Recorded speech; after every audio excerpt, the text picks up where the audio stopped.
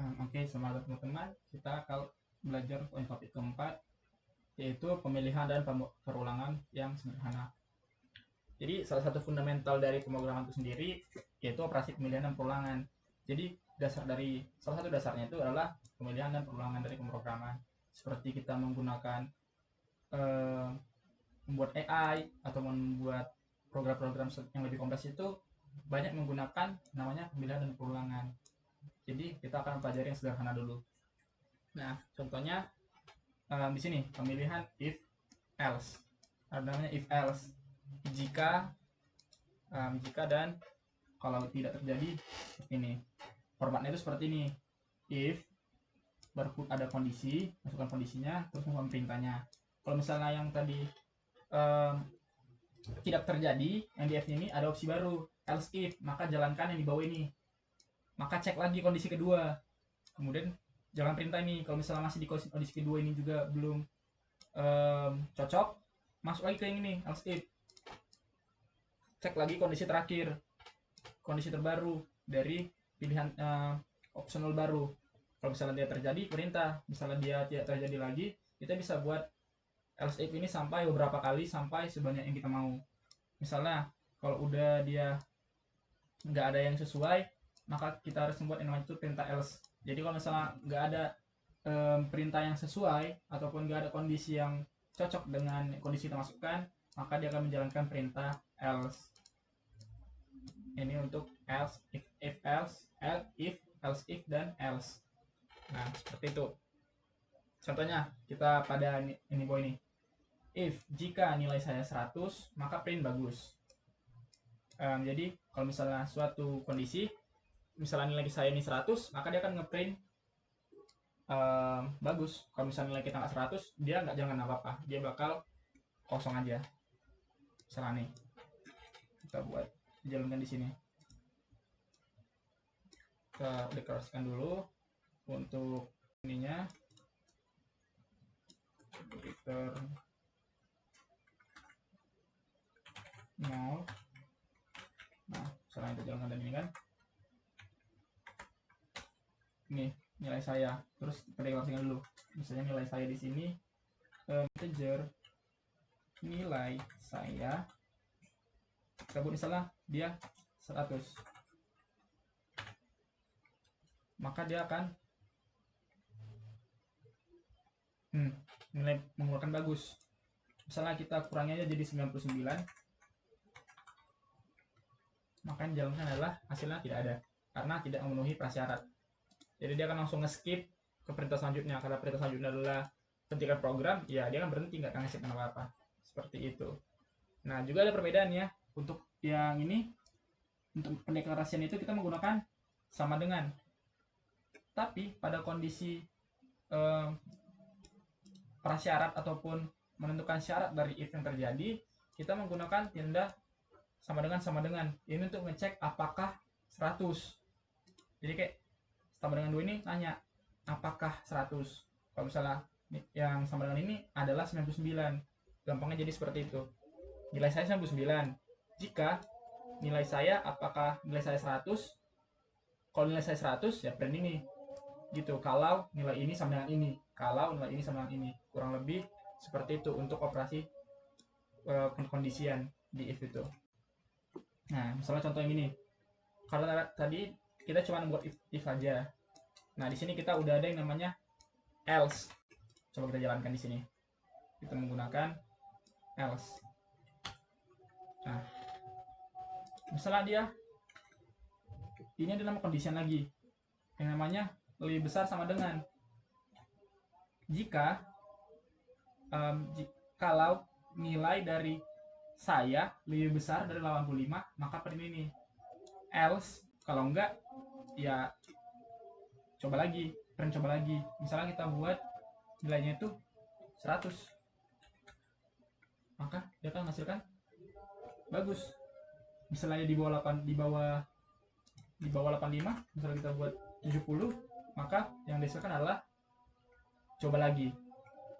Kalau kondisinya terpenuhi, perintah akan dijalankan. Kalau misalnya perintahnya nggak ada yang terpenuhi, maka dia akan menampilkan perintah terakhirnya. Seperti itu untuk yang if else. Nah, di sini kita akan menambahkan else if. Else if ini sendiri namanya secondary condition. Jadi kondisi secondary ataupun kedua. Jadi penulisan if dan if ini dia ini berurut sesuai dengan apanya? Sesuai dengan yang akan dijalankan. Misalnya kalau 85 print bagus. Kalau nilai di bawah 85 print cukup.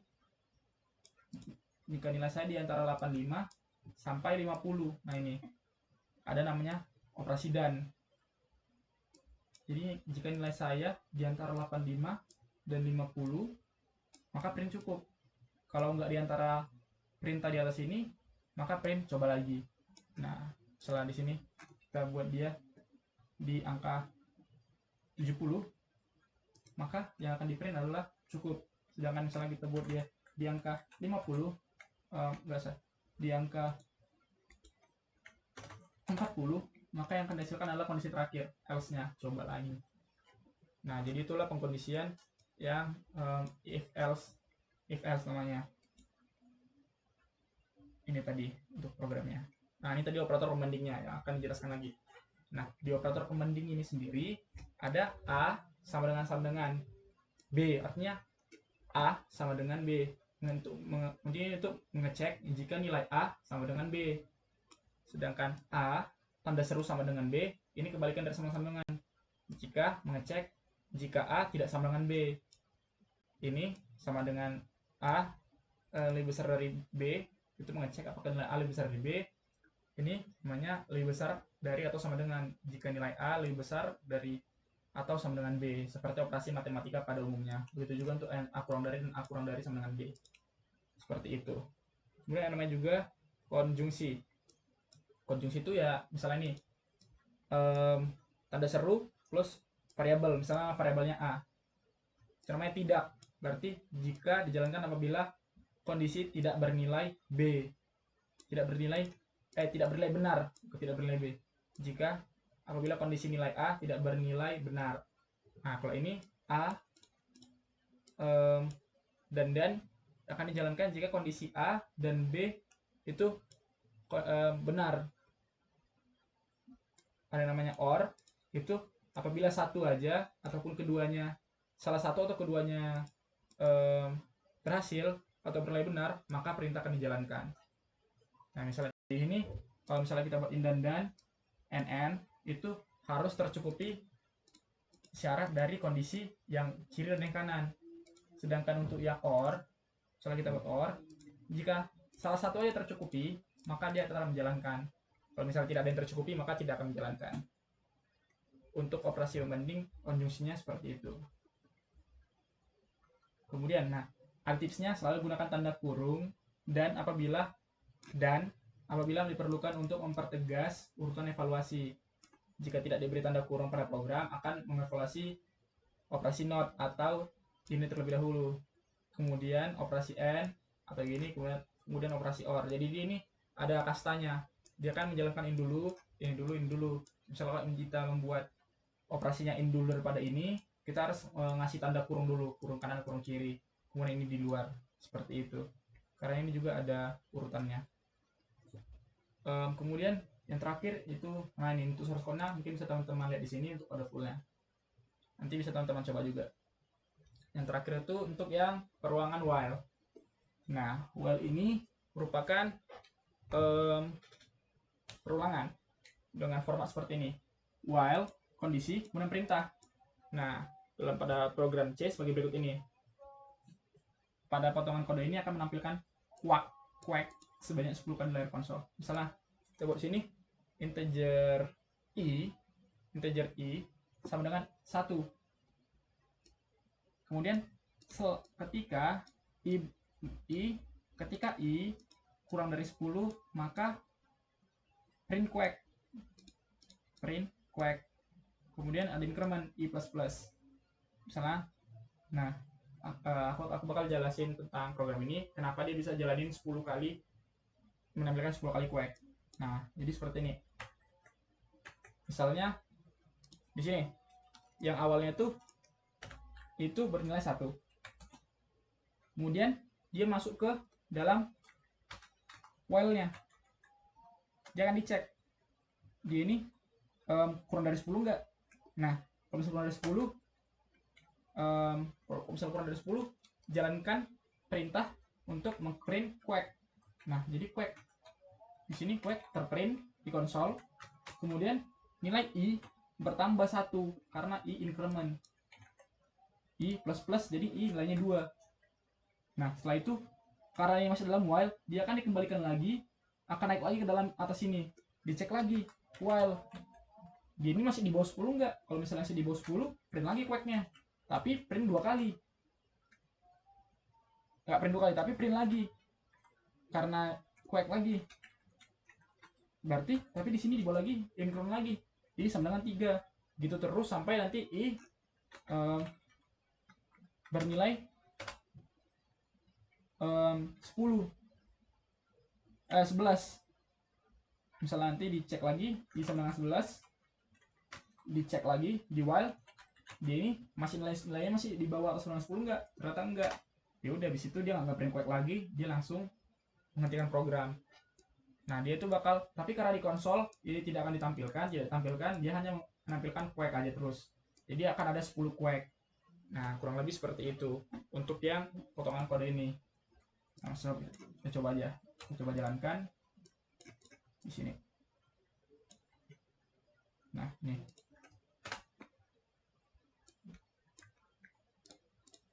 Nah, coba ya. Sekarang. Nah, dia bakal ngeprint 10 quack. Nah, misalnya biar lebih gampang lebih gampang kita ingatnya, kita bisa tambahkan aja di sini nilai dari i-nya. Nilai dari i-nya kita buat di sini, namanya adalah i. Oke. Nih, quack 1 2 3 4 5 6 7 10. Nah, ada 10 quack. Kurang lebih seperti itu. Karena lagi akan bertambah terus. Tapi ketika teman-teman menggunakan perulangan while itu, jangan sampai ada prasyarat yang menjadi ini loopnya nggak habis-habis, ataupun error loop. Ya misalnya seperti ini, kita membuat perintah seperti ini, jika i sama dengan 10, tapi kita lupa menuliskan incrementnya. Nah, dia akan menjadi dead loop ataupun loop yang nggak ada habis-habisnya. Kita jalankan, misalnya kita jalankan nih, misalnya kita cek i sama 10, i sama 1, dia lebih kecil dari 10 nggak? Iya, lebih kecil dari 10, print quack. Terus cek lagi, dia masih sama dengan 1 juga, nggak ada berubah, jadi dia ngeprint quack terus kayak gini contohnya. Nah, ini dia akan ngeprint dead loop, nggak ada habisnya. Udah sampai programnya dipaksa berhenti, baru bisa berhenti. Seperti itu teman-teman, jangan sampai lupa akan prasyarat yang teman buat.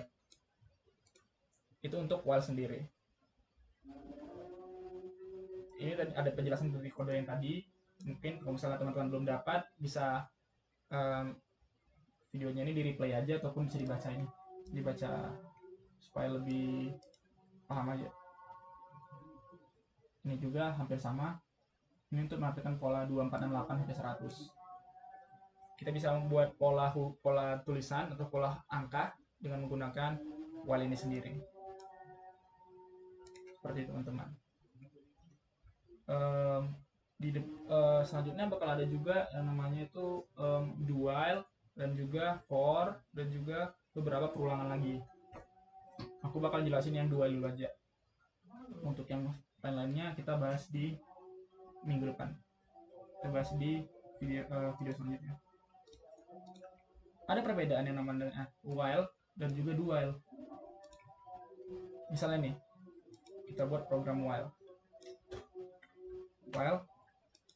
dan juga do while. Do while itu sintaksnya seperti ini. Do masukkan kondisi, masukkan ini dulu, masukkan ini perintah, kondisinya dibuang, udah, kemudian tutup perintahnya, kemudian while-nya di akhir, kondisinya di akhir. Nah, sebenarnya apa sih bedanya ini while dan while ini? Jangan lupa itu koma. Nah, misalnya kita buat dia itu nilainya 9.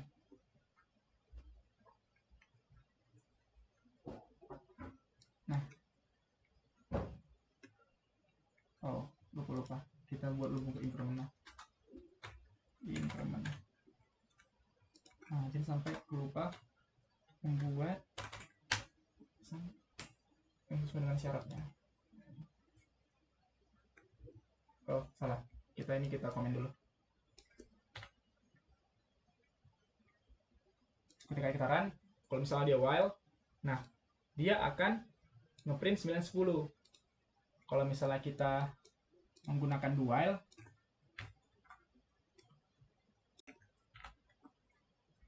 dia bakal ngeprint 910 juga, sama, tetap sama. Jadi apa sih bedanya while dan do while itu? Bedanya di sini. Ketika kita menggunakan kita masukkan suatu input ataupun suatu variabel yang nilainya itu tidak sesuai dengan tidak sesuai dengan prasyarat, misalnya ini 12. Pada program while dia tidak akan mencetak apapun.